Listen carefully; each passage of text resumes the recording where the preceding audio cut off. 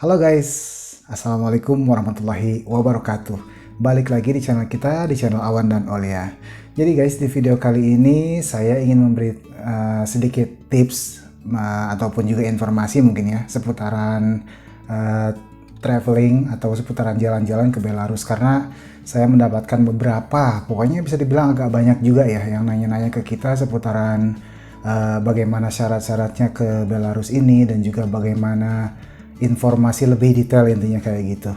Dan juga kebetulan sekarang saya bikin videonya malam jadi Aminah tadi udah tidur sama Olia, karena memang kalau siang kayak gitu kan agak sedikit susah ya kalau sama Aminah bikin video. Jadi ini memang karena materinya penting banget, jadi saya usahakan bikin di malam hari biar lebih fokus gitu guys. Jadi yang DM ke Instagram saya itu dan juga komen mungkin di beberapa video, biasanya mereka menanyakan perihal tentang Belarus ini guys, secara umum, intinya baik dari syarat-syarat datang ke sini ataupun juga bagaimana di sini, dan juga mungkin terkait ya intinya seperti itulah. Pokoknya misalkan ini, jadi di sini saya memberikan sedikit tips yang mudah-mudahan bisa membantu gitu guys, dan ya bisa dibilang mungkin berlaku di beberapa negara Slavik juga ya. Oke, jadi nggak usah lama-lama deh. Oke, jadi mungkin tipsnya yang pertama ya, yang pertama itu dari bahasa. Jadi bahasa di negara Slavik itu ada bahasa Rusia. Intinya jadi Rusia ini adalah, karena memang kan Slavik itu kan tadinya pecahan dari dari Uni Soviet ya guys, dan di beberapa negara Slavik ini masih bisa dibilang ada beberapa negara yang masih menggunakan bahasa Rusia kayak gitu. Dan terutama di Belarus ini ada bahasanya itu dua. Dia bahasa ofisialnya itu bahasa Rusia dan juga bahasa Belarus. Tapi karena memang bahasa Belarus ini kurang banyak orang yang berbicara bahasa Belarus, jadi di sini sebagian besar orangnya menggunakan bahasa Rusia gitu guys. Dan juga seperti di negara-negara lain, kata Olia, ada juga yang menggunakan bahasa Rusia. Kayak di Ukraina ada juga sebagian orang yang menggunakan bahasa Rusia gitu guys. Jadi intinya yang di sini kalau mau ke sini, syarat yang paling utama itu diusahakan mengerti bahasa Rusia, karena di sini sebagian besar orangnya itu mayoritas mereka tidak menggunakan bahasa Inggris gitu guys. Bahkan untuk saya pribadi pun, kalau misalkan saya ada keperluan semacam ke instansi setempat kayak ke kantor nikah untuk mendaftarkan pernikahan yang sebelumnya, ataupun mungkin saya mau mengunjungi kayak pihak imigrasi, jadi di sini agak susah karena mereka tidak menggunakan bahasa Inggris guys. Oke, dan juga untuk infonya ya, dan untuk kunjungan perjalanan kurang dari 1 bulan itu ke daerah Belarus ini, ke negara Belarus maksud saya, itu tidak menggunakan visa. Jadi dalam artian bebas visa selama kurang dari 1 bulan gitu guys. Oke, yang kedua guys, jadi kalau misalkan kalian mau ke Belarus ini, diusahakan ya cari tempat yang nyaman kayak gitu guys. Dan juga mungkin agak sedikit murah ya, kalau bisa ya. Mungkin kalau misalkan kalian banyak uang bisa menggunakan jasa hotel kayak begitu. Tapi kalau menurut saya pribadi, untuk saving lebih baik istilah katanya menyewa semacam apartemen kayak gitu. Di sini banyak juga, dan itu biasanya kalau misalkan di sini nyewa apartemen itu mereka kosongan ya guys, dalam artian nggak sama makan maksudnya. Tapi kalau misalkan apartemen itu tergantung juga dari ownernya. Biasanya mereka menyediakan semacam sofa dan juga semacam untuk tempat tidur, saya kurang tahu. Tapi kalau di sini kebanyakan sofanya itu bisa ditarik seperti kita punya. Sofanya itu bisa ditarik, bisa dijadikan tempat tidur kayak gitu guys. Karena memang di sini kan kalau untuk beli barang-barang seperti itu, furnitur dan juga yang lain-lain kayak gitu, mereka belinya itu kayak kayak ancuran guys. Maksudnya kita yang rakit sendiri. Kayak saya beli juga box Aminah dan juga wardrobe, kayak lemari-lemari kayak gitu, semua di sini dari kita yang harus ngerakit sendiri kayak gitu guys. Dan juga nah untuk biaya per bulan di sini, kalau misalkan dari kalian juga ada juga yang nanya ya, ada beberapa yang nanya katanya di sana itu biayanya itu mahal nggak katanya. Dan juga untuk tinggal di Belarus ini kira-kira berapa gitu biayanya. Kalau menurut pribadi saya sih tergantung juga ya, tergantung kita mau di sininya bagaimana gitu. Kalau misalkan kita mau save, ya mungkin sekitaran $300 itu per bulan, itu di samping untuk bayar bayar apartemen itu guys. Jadi untuk makan aja, untuk makan tanpa pergi-pergi ke kafe atau ke restoran atau mungkin ke tempat dugem, itu $300 kita rasa cukup menurut Olia sih. Itu sekitaran harga, ya kalau dikalikan 14.000 aja lah, sekitar 3.500.000 sampai 4 juta itu kalau misalkan satu bulan itu bisa lumayan cukup guys untuk tinggal di sini. Untuk makan saja ya, karena memang di sini untuk makan dari segi sayur-sayuran dan juga untuk dari segi buah-buahan yang ada di negara kita itu biasanya lebih mahal daripada di negara kita guys. Kalau di Indonesia kan lebih murah karena sayur-sayuran di sana tumbuh setiap waktu. Kalau di sini hanya untuk musim panas aja mereka menanam. Dan juga yang selanjutnya bawa tour guide. Bawa tour guide, penerjemah atau teman. Jadi yang intinya yang bisa berbahasa Rusia. Karena di sini untuk kemanapun itu, terutama kalau misalkan kita mau, ya namanya kita traveling ke negara orang gitu ya guys. Seperti kalau misalkan kita tidak mengerti bahasa sama sekali ya. Jadi kalau menurut saya pribadi lebih baik kita mengajak teman yang kenal ataupun juga tour guide atau juga ya kita bisa bayar orang mungkin kalau misalkan kita mau ke negara ini, atau mungkin juga pacar. Karena di sini ya seperti yang tadi saya bilang bahwa bahasa pun mempengaruhi dan juga sangat beda sekali dengan di negara kita guys, kayak gitu. Dan ya seperti itulah intinya. Kalau memang di negara Slavik ini kan banyak larangan ya guys, banyak larangan untuk misalkan ya untuk tidak foto sembarangan dan juga untuk banyak lah hal-hal yang seperti dilarang-larang di negara-negara seperti Eropa kayak gini. Dan juga ini yang paling penting, bawa jaket tebal guys. Jadi Belarus ini memang termasuk dingin ya. Jadi Belarus ini adalah salah satu negara yang terdingin di dunia yang berada di daerah Eropa Timur. Dan mayoritas orang sini tuh jarang yang pakai kaos guys. Mungkin kalau misalkan kalian bisa lihat video-video kita, saya dan Olia maksudnya, itu jarang banget menggunakan kaos oblong kayak gitu. Mungkin ya kalau di summer ya, di musim panas ya bisa dibilangnya itu kita pernah pakai juga kayak gitu. Ya kalau misalkan di musim panas itu biasanya orang banyak yang menggunakan kaos, tapi mereka biasanya dibarengin sama sweater kayak gitu guys. Karena dibilang dingin ya dingin, dibilang adem ya kalau menurut orang sini kan sebagian orang beda-beda gitu. Tapi kalau menurut saya pribadi ya bisa dibilang dingin lah kalau misalkan untuk orang Indonesia. Karena memang saya udah tinggal di sini selama 2 tahun, jadi tahu banget gitu bagaimana kondisi di Belarus ini. Jadi hanya untuk di musim panas aja yang kita bisa menggunakan kaos pendek kayak gitu di luar guys. Dan itu pun jarang banget ya, dari summer selama 3 bulan itu paling cuma beberapa kali aja yang kita bisa pakai kaos di luar, karena selebihnya lumayan dingin. Tapi nggak sedingin musim salju maksud saya kayak gitu. Dan ngomong-ngomong ini mohon maaf banget karena saya ngeliat-liat komputer kayak gini karena emang ini udah saya konsep sebenarnya. Karena yang seperti tadi saya bilang bahwa ini adalah konten yang benar-benar sedikit informatif, jadi mudah-mudahan saya tidak terlepas dari konsep di sini gitu guys. Ya mudah-mudahan aja bisa membantu gitu.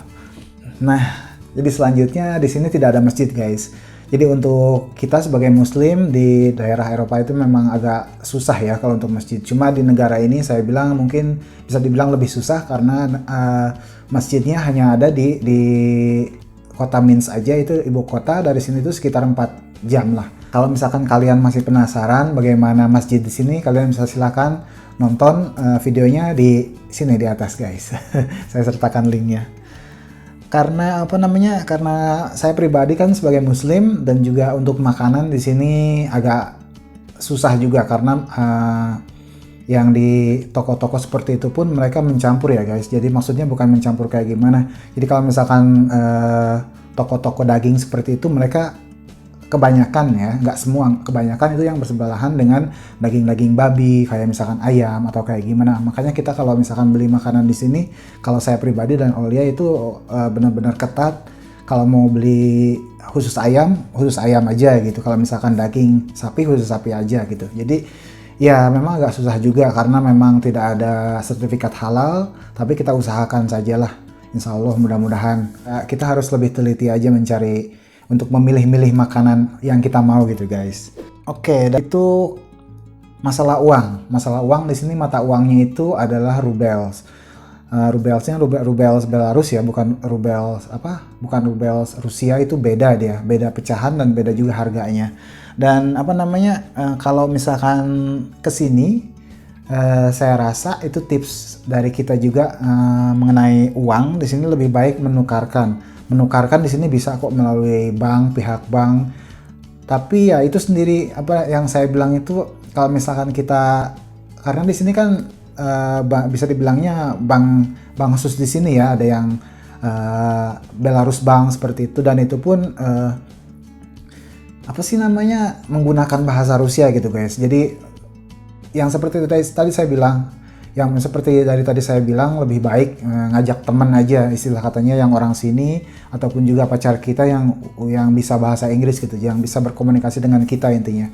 Karena kan menurut saya pribadi, kalau misalkan kita ke negara orang lain tanpa ada yang kita tuju gitu kan, agak sedikit ribet juga itu. Oke. Dan yang unik saya baca dulu. Di sini itu jangan memberi uang sembarangan guys untuk instansi seperti misalkan, kalau misalkan ya seperti gimana ya, kalau misalkan kita ngasih uang tips kayak misalkan ada polisi atau kayak misalkan apa gitulah, kita kasih uang tips kayak gitu ya, misalkan untuk mempermudah gitu intinya ya.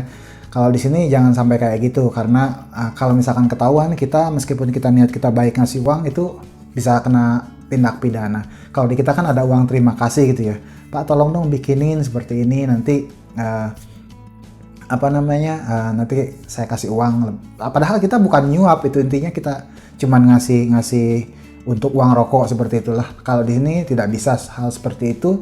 Itu kalau misalkan ketahuan, ataupun kalau misalkan dianya nggak suka, itu kita bisa dipidanakan kayak gitu guys.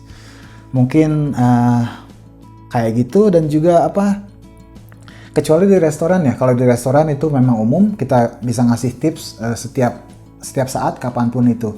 Kalau misalkan kita misalkan gitu ada pemeriksaan, kita tidak bawa paspor atau kita tidak bawa dokumen-dokumen kita, tiba-tiba kita ngasih nih Pak untuk ini, jangan. Saya sarankan jangan melakukan hal yang seperti itu di sini. Itu berat banget guys kasusnya, meskipun kita cuma ngasih untuk dia aja gitu intinya. Oke, dan yang lainnya itu untuk masalah ini, internet, telepon, roaming di sini lumayan mahal. Jadi saya sarankan itu lebih baik beli kartu SIM. Dan untuk beli kartu SIM itu di sini harus menggunakan kontrak. Jadi kita diminta tanda tangan, nanti syaratnya itu harus ada paspor, dan juga kita nanti tanda tangan, dan mereka nanti biasanya itu langsung diberikan kartu SIM yang sudah mulai terdaftar mulai saat itu juga. Dan itu kalau masalah internetan di sini murah banget. Untuk masalah internetan itu di sini kalau yang paket kartu saya pribadi ini itu hanya sekitar 60.000. Itu pun sudah gratis telepon ke sesama selama 1 bulan, dan juga internetnya itu gratis. Pokoknya mah unlimited pisan lah gitulah. Intinya unlimited banget, tanpa batas, meskipun misalkan kita mau internetan setiap detik, setiap waktu selama 1 bulan, itu unlimited. Dan kalau misalkan kita nggak punya, bulan depannya kita mau bayar, itu kita bisa cicil. Sekarang beli berapa, sekarang beli berapa gitu, nanti dia nambah sendiri kayak gitu guys. Itu enaknya di situ. Dan untuk kalau wifi pun di sini murah. Wifi pun kalau yang sama ya jaringannya dengan di kampung saya itu sekitaran 450 katanya. Kalau di sini itu sekitaran 120.000 1 bulan, itu pun bisa dicicil bayarnya. Oke, yang selanjutnya untuk tips datang ke Belarus ini, yang selanjutnya itu diusahakan kalau datang ke sini itu sebelum musim dingin, karena untuk menyesuaikan menyesuaikan dengan situasi di sini gitu guys, dengan temperatur di sini maksudnya. Karena begitu saya waktu datang pertama kali ke sini itu musim dingin banget, itu kaget ya, maksudnya gimana sih? Ya mungkin 1 hari 1 malam karena saya waktu itu cuma 1 kali transit, itu kita bayar lebih untuk pesawat.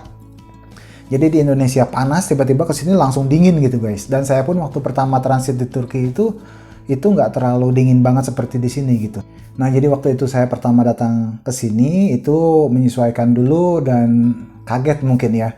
Itu tiba-tiba badan saya sampai gatal-gatal karena kering, terus juga terus juga kulit saya tuh pecah-pecah bibir sampai berdarah hidung. Memang itu karena ya dinginnya dingin banget gitu guys. Jadi seperti yang selalu saya bilang bahwa dinginnya dingin banget. Jadi ya saya sarankan kalau misalkan datang ke sini lebih baik di musim-musim sebelumnya, sebelum musim dingin. Jadi biar nggak terlalu kaget banget gitu intinya. Dan nah yang selanjutnya fotokopi dokumen. Lebih baik kemana-mana itu di sini bawa fotokopian kayak paspor. Tapi selama saya di sini 2 tahun tidak pernah ada pemeriksaan seperti itu guys. Di sini alhamdulillah enak, aman, dan juga lancar jaya di sini. Jadi tidak pernah ada pemeriksaan. Siapa kamu, dari mana? Tidak seperti itu di sini. Makanya saya tidak pernah bawa paspor. Cuma saya selalu bawa kopi paspor untuk mempermudah kalau misalkan mereka butuh kita tinggal kasih aja. Tapi tidak pernah ada seperti itu di sini. Dan juga dan juga harus ada asuransi kesehatan karena berobat di luar negeri itu lumayan mahal. Nah itu asuransi kesehatan Belgostrak itu untuk harganya sekitaran 2.500.000 itu dia per tahun ya kita belinya. Dan juga untuk untuk asuransi kesehatan ini itu hanya digunakan dan hanya dipakai ketika misalkan benar-benar ada kejadian yang istilah katanya mendadak banget dan juga itu cukup fatal, seperti kalau misalkan kecelakaan atau yang lainnya gitu. Kalau untuk kita berobat ke rumah sakit itu tidak berlaku guys. Jadi itu hanya semacam jaminan aja kayak gitulah kalau misalkan ada sesuatu hal yang memang benar-benar urgent kayak gitu.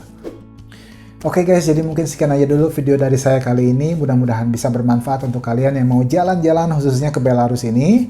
Dan kalau misalkan kalian butuh informasi lebih rinci lagi mengenai berapa harganya, sekarang untuk asuransi kesehatan, kalian bisa cek lagi aja, dan syarat-syarat terbaru dari pihak pemerintah Belarus ini bagaimana, bisa kalian silahkan langsung cek ke kedutaan yang bersangkutan, kedutaan Belarus kayak gitu guys. Oke, jadi ya sekian aja dulu mungkin video dari kita kali ini. Jangan lupa untuk kalian yang belum like, belum subscribe, belum juga kalian belum share. Silahkan kalau misalkan kalian suka video ini, jangan lupa kalian share, like, dan juga subscribe. Kalau misalkan kalian nggak suka, nggak apa-apa. Tapi mudah-mudahan video yang saya berikan kali ini bisa membantu. Dan juga mohon maaf banget kalau misalkan ada yang berbelit dari penjelasan karena agak sedikit susah juga kalau misalkan kontennya tentang seputaran informasi kayak begini. Dan juga ya kayak gitu deh guys. Untuk kalian jangan lupa kalian smile terus setiap hari, senyum terus, bahagia terus. Untuk yang masih jomblo di sana jangan berkecil hati. Mudah-mudahan suatu saat kalian bisa bertemu dengan jodoh kalian seperti yang kalian mau. Amin. Oke, ada awan saja kali ini. Sampai jumpa di video selanjutnya. Wassalamualaikum warahmatullahi wabarakatuh. Paka.